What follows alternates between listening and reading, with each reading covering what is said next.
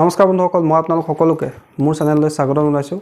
বন্ধুসকল, মোৰ নাম গোবিন্দ ৰাজ শৰ্মা, মই এষ্ট্ৰবাস্তু এক্সপাৰ্ট নিউমেলজিষ্ট। বন্ধুসকল, আপোনালোকৰ সুবিধাৰ্থে মই চেনেলটোত বাস্তুৰ সম্পৰ্কে, সংখ্যা তত্ত্বৰ সম্পৰ্কে, জ্যোতিষৰ সম্পৰ্কে, তাৰ লগতে তন্ত্ৰৰ বিভিন্ন প্ৰয়োগৰ ভিডিঅ'সমূহ ইয়াত আপলোড কৰি থাকোঁ। গতিকে যদিহে আপোনালোকৰ মোৰ চেনেলৰ ভিডিঅ'সমূহ চাই ভাল লাগে, অনুগ্ৰহ কৰি মোৰ চেনেলটো ছাবস্ক্ৰাইব কৰিব, ভিডিঅ'সমূহ লাইক কৰিব, কমেণ্ট কৰিব আৰু যিমান পাৰে শ্বেয়াৰ কৰিব। বন্ধুসকল, আজি মই আপোনালোকৰ লগত আপোনালোকৰ সকলো মনৰ ইচ্ছা অতি দ্ৰুত গতিত পূৰ্ণ কৰা এটা অত্যন্ত শক্তিশালী ল অফ এট্ৰেকশ্যনৰ টেকনিকৰ সম্পৰ্কে আলোচনা কৰিবলৈ আগবাঢ়িছোঁ। বন্ধুসকল, আমাৰ প্ৰত্যেকৰে কিছুমান ইচ্ছা থাকে, আমাৰ কিছুমান সপোন থাকে। এই সপোনখিনি পূৰণ কৰিবৰ কাৰণে আমি দিনে নিশাই পৰিশ্ৰম কৰোঁ আৰু সেই ক্ষেত্ৰত আমাক দৈবিক কৃপাদৃষ্টিৰো প্ৰয়োজন হয়। কিন্তু আমি কেৱল পৰিশ্ৰম কৰিয়ে সকলোখিনি আহৰণ কৰি ল'ব নোৱাৰোঁ। এই ক্ষেত্ৰত আমাক দৈবিক কৃপাদৃষ্টি বা ইউনিভাৰ্ছৰ সহায়ৰ প্ৰয়োজন থাকে। তাৰ কাৰণে আমি নিজৰ মনৰ ইচ্ছাখিনি পূৰ্ণ কৰিবৰ কাৰণে বিভিন্ন ধৰণৰ উপায় কৰিব পাৰোঁ। এঞ্জেল নাম্বাৰ সহায় ল'ব পাৰোঁ, মন্ত্ৰ জপ কৰিব পাৰোঁ, চুইটছৰ্ডৰ সহায় ল'ব পাৰোঁ, বিভিন্ন জ্যোতিষীয় উপায় কৰিব পাৰোঁ, বাস্তুৰ উপায় কৰিব পাৰোঁ। বিভিন্ন ধৰণে আমি নিজৰ মনৰ ইচ্ছাখিনি পূৰ্ণ কৰাৰ ক্ষেত্ৰত কাম কৰিব পাৰোঁ। যাতে দৈবিক কৃপাদৃষ্টি লাভ হয়, ইউনিভাৰ্ছৰ কৃপাদৃষ্টি লাভ হয়, তাৰ কাৰণে আমি সদায় বিভিন্ন ধৰণৰ সৰু সৰু উপায় কৰিব পাৰোঁ। যিখিনি উপায় কৰিবৰ কাৰণে আমাৰ কোনো ধৰণৰ টকা পইচা খৰচ কৰিবলগীয়াও নহয়। একেবাৰে চিম্পুল উপায়, একেবাৰে কিছুমান সৰু উপায়। আজি ঠিক তেনেকৈ আপোনালোকৰ সকলো মনৰ ইচ্ছা দ্ৰুত গতিত পূৰ্ণ কৰাৰ এটা অত্যন্ত সহজ আৰু সৰল উপায় সম্পৰ্কে মই আজি আপোনালোকক ক'বলৈ আগবাঢ়িছোঁ। গতিকে অনুগ্ৰহ কৰি ভিডিঅ'টো শেষলৈকে চাব, যাতে সম্পূৰ্ণ কথাখিনি বুজি পায়। বন্ধুসকল, এতিয়া কথা হ'ল, যেতিয়া আমি ৰাতিপুৱা সময়ত সাৰ পাওঁ, সেইটো সময়ত আমাৰ মাইণ্ডটো ফ্ৰেছ হৈ থাকে, আমাৰ মাইণ্ডটো ব্লেংক হৈ থাকে। এই সময়ছোৱা আমাৰ দিনটোৰ কাৰণে আৰম্ভণিৰ সময়। গতিকে যাতে আমাৰ দিনটোত যিখিনি আমি কাম কৰোঁ, পৰিশ্ৰম কৰোঁ, সেই ক্ষেত্ৰত যাতে আমাক ইউনিভাৰ্ছে সহায় কৰে, তাৰ কাৰণে আমি এই সময়ছোৱাত 3টা বাক্য 9 বাৰ ক'ব লাগে। আৰু এই বাক্য 3 শাৰীক আমি দিনটোৰ 3টা সময়ত ক'ব লাগে। ৰাতিপুৱাৰ সময়ত ক'ব লাগে, শুই উঠিয়ে ক'ব লাগে। তাৰপিছত দুপৰীয়া সময়ত আমি এই বাক্য 3 শাৰী 9 বাৰ ক'ব লাগে।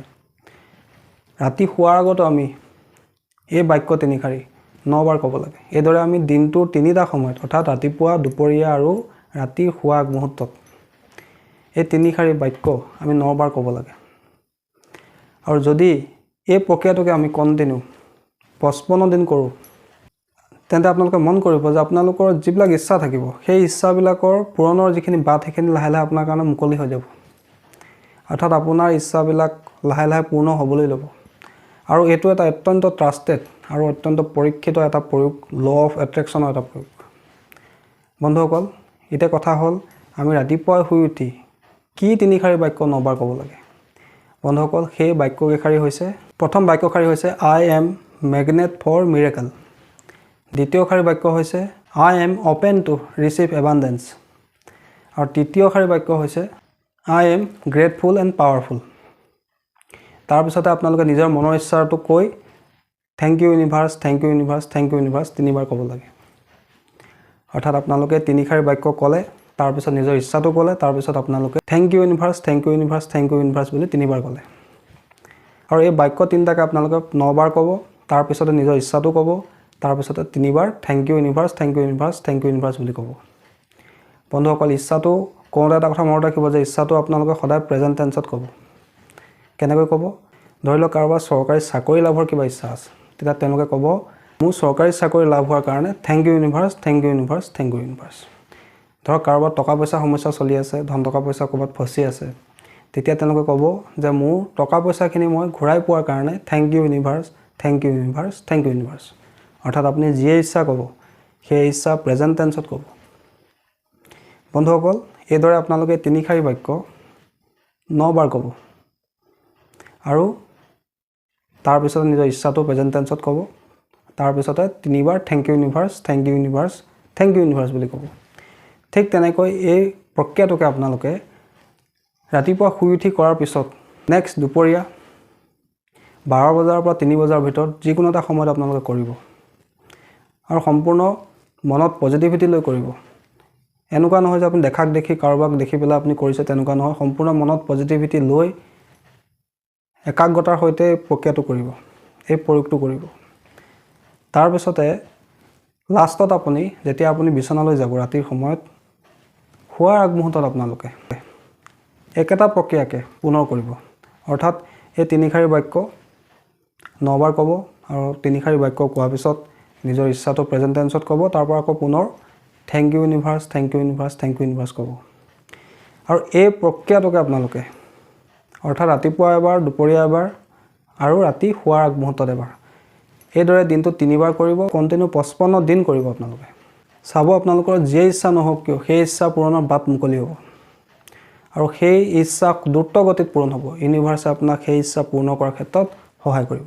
কেৱল কেইটামান কথা আপোনালোকে ধ্যান ৰাখিব এই প্ৰয়োগটো কৰোঁতে, যে আপোনালোকে পাৰিলে এই প্ৰক্ৰিয়াটো যেতিয়া আৰম্ভ কৰিব সেইদিনাখনিৰ পৰা কণ্টিনিউ কৰি যাব। আৰু ইয়াত কোনো ধৰণৰ বাধা বাধকতা নাই। মহিলাসকলে মাহেকীয়াৰ সময়তো এই প্ৰয়োগটো কৰিব পাৰে আৰু এই প্ৰয়োগটো কোনো ধৰ্মৰ মহিলা বা পুৰুষে কৰিব পাৰে।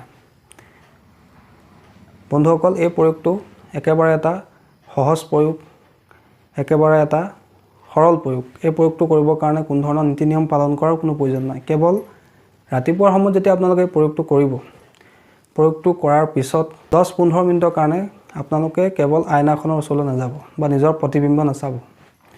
10-15 মিনিটৰ পিছত আপোনালোকে ইচ্ছা কৰিলে চাব পাৰে। প্ৰক্ৰিয়াটো কৰিয়ে একেবাৰে আইনাৰ সন্মুখলৈ গুচি নাযাব। অলপ সময় আপোনালোকে অকলশৰীয়াকৈ বহিব, নিজৰ মনটোক স্থিৰ কৰিব, তাৰপিছত এই প্ৰয়োগটো কৰিব। তাৰোপৰি যদি পাৰে প্ৰক্ৰিয়াটো কৰাৰ সময়ছোৱাত আপোনালোকে নিৰামিষ আহাৰ গ্ৰহণ কৰিব। বন্ধুসকল, আশা কৰিছোঁ আজি আপোনালোকে গম পালে যে কি উপায়েৰে আমি নিজৰ মনৰ ইচ্ছাবিলাক অতি দ্ৰুত গতিত পূৰণ কৰিব পাৰোঁ। কি উপায়ৰ জৰিয়তে আমি নিজৰ মনৰ ইচ্ছাখিনি পূৰ্ণ কৰাৰ ক্ষেত্ৰত দৈবিক কৃপাদৃষ্টি বা ইউনিভাৰ্ছৰ সহায় ল'ব পাৰোঁ। বন্ধুসকল, এইটো এটা অত্যন্ত সহজ আৰু সৰল টেকনিক হয়। যদি আপোনালোকৰ কিবা এনেকুৱা ইচ্ছা আছে যিটো ইচ্ছা আপোনালোকে অতি সোনকালে পূৰ্ণ হোৱাটো বিচাৰে, তেন্তে আপোনালোকে এই প্ৰয়োগটোৰ সহায় ল'ব পাৰে।